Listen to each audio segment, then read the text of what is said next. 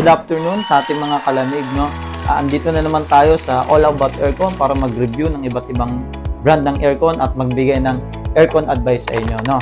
Meron tayong nagtanong na isang subscriber natin na ano ba yung dapat na bilhin ko? Split type aircon ba o wall mounted type na aircon? Ano nga ba?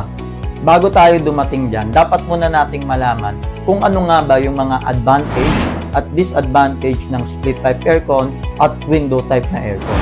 Hindi natin pag-uusapan ngayon kung inverter ba o non-inverter. Isang tabi lang muna natin yan, no? Kailangan lang natin malaman ngayon kung ano ba yung advantage. Okay, number 1 nating aalamin, tignan muna natin yung aesthetics, no? Ibig sabihin, ito yung itsura ng aircon sa split type, no?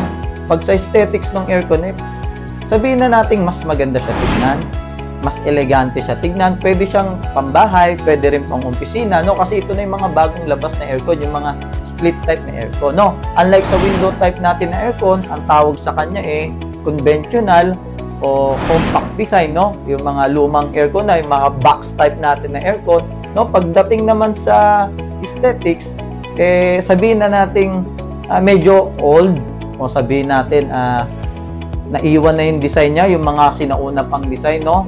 Na hindi naman na pag-iwanan, pero yun yung mga lumang design pa pagdating sa window type, no? So yun yung advantage niya, no, sa aesthetics, si split type. Isa pa palang advantage ni split type, pagdating sa location, si split type, pwede natin siyang maitago. Kunwari, si outdoor unit ng split type, yung outdoor niyan, pwede nating itago kung saan na hindi nakikita dun sa harap ng bahay natin. Kasi meron lang siyang connecting pipe kung saan pwedeng i-location yung outdoor unit natin. Maitago mo siya o gusto mo siyang expose, ikaw ang pwedeng mamili. Pagdating naman sa indoor unit ng split type, no, pwede mong ilagay sa kanan, pwede sa kaliwa, sa gitna, kung saan din babase yung gusto mo o gusto mong design ng split type.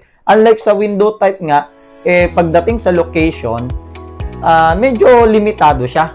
Limitado, bakit? Kunwari, meron ka ng isang condo yan, may butas ka na ng window type dyan. So, possible, dyan na lang talaga ilalagay yung window type na aircon mo. Kung hindi naman, no, kung wala namang butas at ikaw ang magbubutas, yung paglalagyan ng window type, syempre, mas malaki, no? Mas malaki yung bubutasan mo. Unlike sa split type is mas maliit lang. Gabraso lang yung ano dyan, butas, no? Halos 3 inches lang. Sa window type kasi, bubutas ka talaga ng isang box na malaki bago mo siya may salpak. And then, syempre, mas marami kang i-consider kung saan ka bubutas doon, no? Hindi rin basta-basta. Okay? So, yun, pagdating sa aesthetics, okay si split type kaysa kay window type, no? Mas merong advantage si split type. Okay. Number 2 naman, yung noise level naman natin, no? Pagdating naman si split type, ang noise level niya is mas advantage naman kaysa kay window type. Bakit mas advantage yung noise level o yung ingay ng unit? Kasi yung split type is mas tahimik na to, no? Bakit? Kasi yung indoor unit nito is, ang nakalagay lang po dyan na motor is maliit lang na pan motor. Kaya pag umaandar yan, sobrang hina niyan, or minsan halos hindi mo na nga madinig na meron palang tumatakbong aircon. Unlike naman sa window type natin, sabi ko nga kanina, compact design yan. Ibig sabihin, nandyan na yung mga motor niya. Nandyan yung evaporator, nandyan yung compressor, nandyan yung fan motor, yung condenser, and all the parts nandyan na. Ibig sabihin, no, pag nilagay mo dyan sa itaas ng ulo mo, yung installation ng window type, talagang mas maririnig mo siya, no? Kasi combination niya ng fan motor, compressor, and talagang yung lahat ng tumatakbo dun sa window type na aircon. So, maririnig mo siya. So, ibig sabihin ko, mas advantage tayo kay split type, no? Pagdating sa noise level. Okay? Number 3 naman, wider capacity. Pagdating naman sa capacity ng aircon, no, may advantage din talaga si split type, no? Mas may advantage siya kaysa kay window type. Paano mo nasabi yun, kalamig, no? Okay. Dahil si split type, no, from 0.8 HP meron naman siya hanggang 4 horsepower, si split type meron siya. Ang pinag-uusapan natin dito, split type wall mounted, no? Pag si split type wall mounted is 0.8 hanggang 4 horsepower is meron siyang capacity. Ibig sabihin, kahit mas malalaking area is kaya niyang palamigin. Tulad ng mga sala, o kaya yung mga offices, yung ibang mga restaurant. So, mas malalaking space ang kaya niyang palamigin.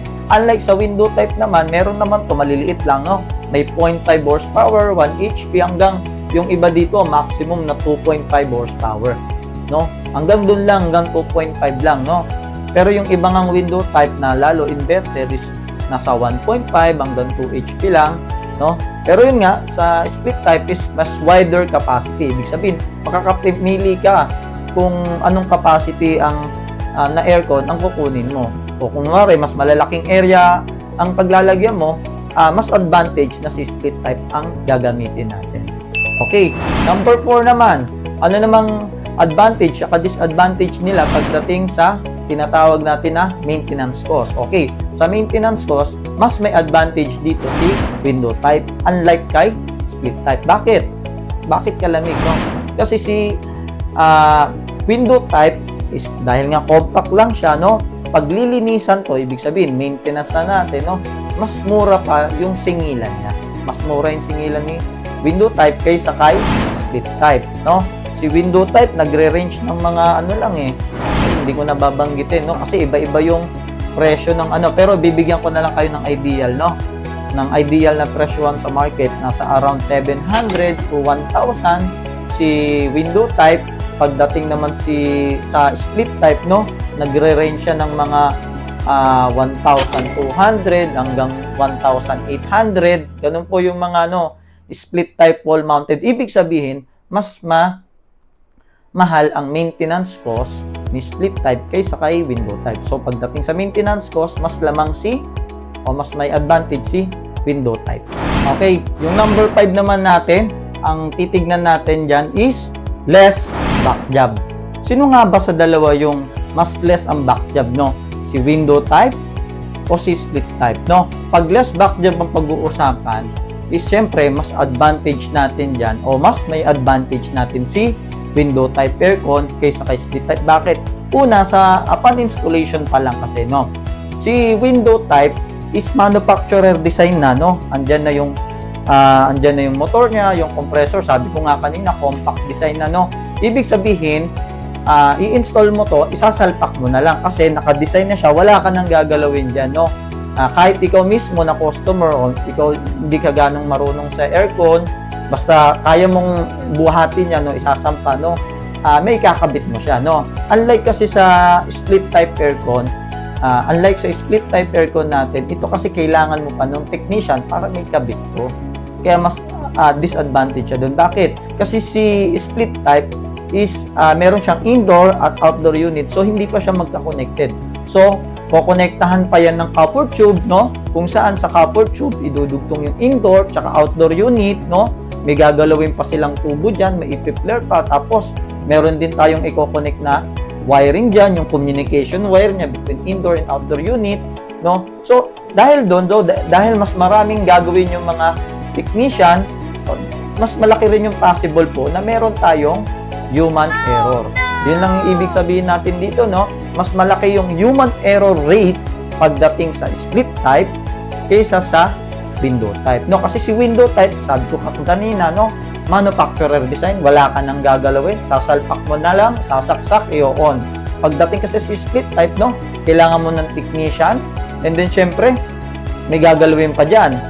Kakabit lahat ng pipe, ng wire, i-install, no? Kaya nagkakaroon pa tayo dyan ng mas malaking rate ng human error o yung tinatawag natin na back job. So, yun, no? Kaya, mas advantageous si window type, mas less ang back job niya kaysa kay split type. So, yun lang mga kalamig, no? Salamat sa pag-subscribe. Just follow and like our Facebook page, All About Aircon, and YouTube, All About Aircon. Thank you and God bless sa atin mga kalamig.